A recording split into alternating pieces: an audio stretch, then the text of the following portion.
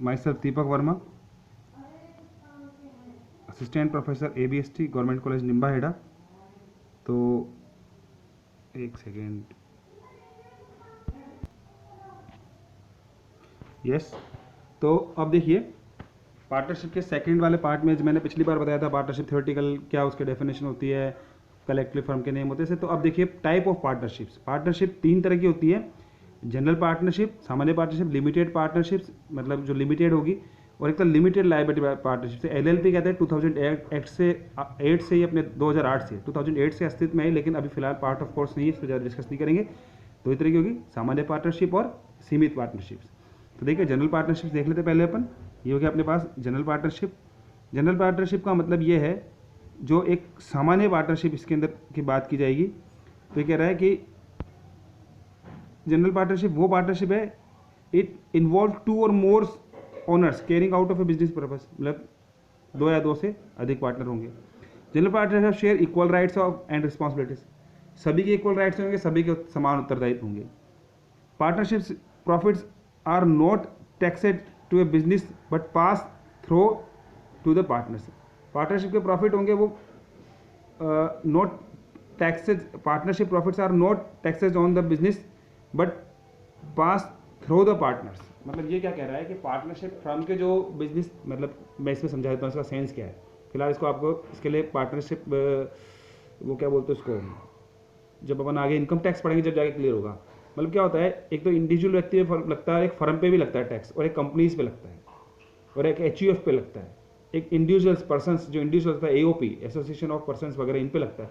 तो फर्म के ऊपर जो इनकम होगी उस पर फर्म पे टैक्स लगेगा, और जो टैक्स लगने के बाद जो आफ्टर टैक्स प्रॉफिट होगा वो पार्टनर्स के अंदर डिस्ट्रीब्यूट होता है। अगर डिस्ट्रीब्यूट होता है तो पार्टनर के लिए टैक्सेबल नहीं होता है। ये चीज़ यहाँ चीज़ होती है। फिजिकली वो shares, physicians who shares office spaces, तो ये चीज़ें थी। देखिए अपने पास लिमिटेड लायबिलिटी पार्टनरशिप, मतलब उसमें जनरल में यही है मेन तो कि 2 या 2 से ज़्यादा पार्टनर्स होंगे, सभी के समान राइट्स होंगे, सबके उत्तरदायित्व समान होंगे, और सभी का दायित्व असीमित होगा। इसमें लिखा नहीं लेकिन मैं बता देता हूँ, unlimited liability for every partnership partners. एक होता है limited partnership, allow each partner to restrict his और हिज पर्सनल लायबिलिटी। सभी पार्टनरों को अपनी लायबिलिटी फिक्स, पर्सनल व्यक्तिगत लायबिलिटी फिक्स करनी होती है, इसके अंदर हो सकती है सभी पार्टनर तक की। To the amount of his और हर बिजनेस इन्वेस्टमेंट, मतलब इसमें हर पार्टनर की जो लायबिलिटीज वो फिक्स कितनी है, amount invested by the partners. समझ को राम श्याम मोहन एक पार्टनर, तीनों ने 1-1 लाख रुपए लगाया। मोहन ने कहा कि भाई साहब मैं तो 1 लाख रुपए की लिमिट कर दो, मेरी लायबिलिटीज लिमिटेड है। क्यों?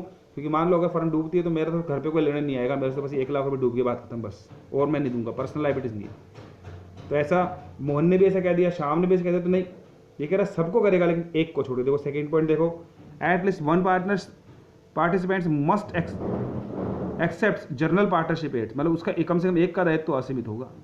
The general partners retains to the right to the control the business while the limited partners does not participate in management decisions। तो ये कह रहा है कि जनरल पार्टनर है वो तो उसके अंदर करेगा डिसीजन। अब हम उसके पर रेस्ट्रिक्ट रहते कि अगर तू पैसे लगा रहा है, सब कुछ कर रहा है, तो हम उसके पर रेस्ट्रिक्शन डाल सकते कि तू इसमें डिसीजन मैनेजमेंट डिसीजन नहीं करेगा, इंटरफेयर नहीं करेगा, जबकि जनरल पार्टनर उसके अंदर लेगा। लिमिटेड लायबिलिटी पार्टनरशिप इसे छोड़ दो, पार्टनरशिप एक्ट 2008 से दिसंबर में आया है, लेकिन फिलहाल इसका कोई मतलब नहीं है, अभी कोर्स का नहीं है, तो हम ज़्यादा डिटेल में नहीं जाएंगे इसके ऊपर। तो नेक्स्ट देखिए ये क्या कहता है। अब आते हैं रजिस्ट्रेशन ऑफ पार्टनरशिप के फर्म के ऊपर। तो रजिस्ट्रेशन ऑफ पार्टनरशिप फर्म, देखो फर्म होती है अनरजिस्टर्ड फर्म और रजिस्टर्ड फर्म। क्यों कर लेना चाहिए, दोनों के फायदे अपने। Registered firm, the registration of the firms may be effect at any time by the filing an application in the form of a status statement giving the necessary information with the registrar of the firms of the area. मतलब company के registrar, firm के registrar के वहाँ पे उसका registration कराना पड़ता है, उसके जो भी नॉर्म्स होते हैं उसके according. The application of the registrars of A firm shall be accompanied by the prescribe fees, जो भी फीस होगी वो उसके बता देगा, लेने के लिए ले लेगा। The statement shall be the signed by the all partners और by their agents specially authorized in this behalf, उनकी तरफ से। तो ये कोई नहीं है, पार्टनरशिप फर्म का रजिस्ट्रेशन वो बता रखी प्रक्रिया। फिलहाल बिजनेस स्टडी का पार्ट है, ज़्यादा इस पर नहीं करेंगे, पढ़ चुके हैं आप उसके अंदर भी। मतलब एक फर्म रजिस्टर्ड होनी चाहिए। तो रजिस्टर के लिए क्या कह रहा है, तो इसके लिए क्या क्या चीज़, क्या क्या कंटेंट होता है इसमें। द फर्म्स नेम, एक फर्म का नाम होगा। The place of the principal place of the business of the firms, firm के एक से अधिक स्थान होते हैं लेकिन एक मुख्य स्थान होगा उसका। The names of the place where the firms carries out of the business, the name of the places where the firms carries out of business, कहाँ कहाँ चला जाएगा वो चीज़ होगा। The date when the each partners join the firm, firm के हर partner की डेट होगी, किस तारीख को कौन सा बनाए। The name of the full and the play permanent address of the partners and the duration the firms, सभी पार्टनरों के उनके परमानेंट एड्रेस होंगे। तो ये सारी चीज़ें थी, इसमें ज़्यादा डिटेल नहीं है, बस रजिस्टर्ड होगी, मतलब रजिस्टर्ड होनी चाहिए फर्म।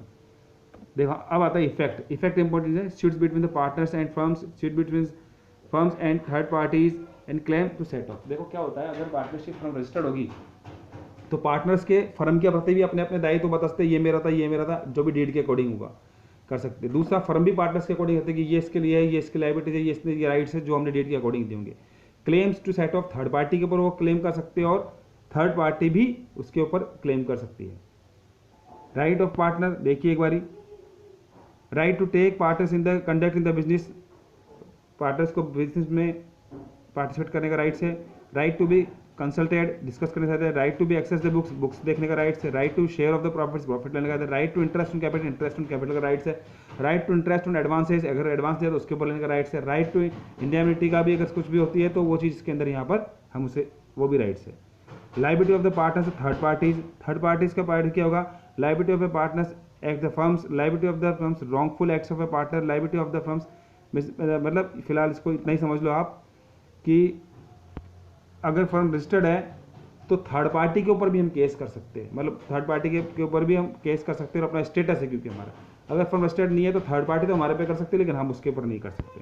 तो ये चीज़ थी, इसमें ज़्यादा डिटेल में नहीं जाएंगे। अब ये देखिए आगे, और happiness, liability of the firms wrongful, no no, इसमें नहीं पढ़ने की ज़्यादा जरूरत नहीं है। Liability of incoming partners, yes.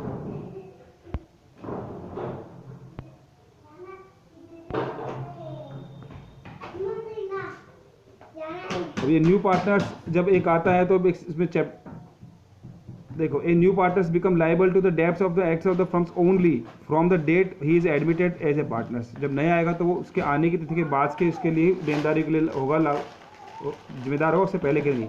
He can not be held liable for the acts of the old firms.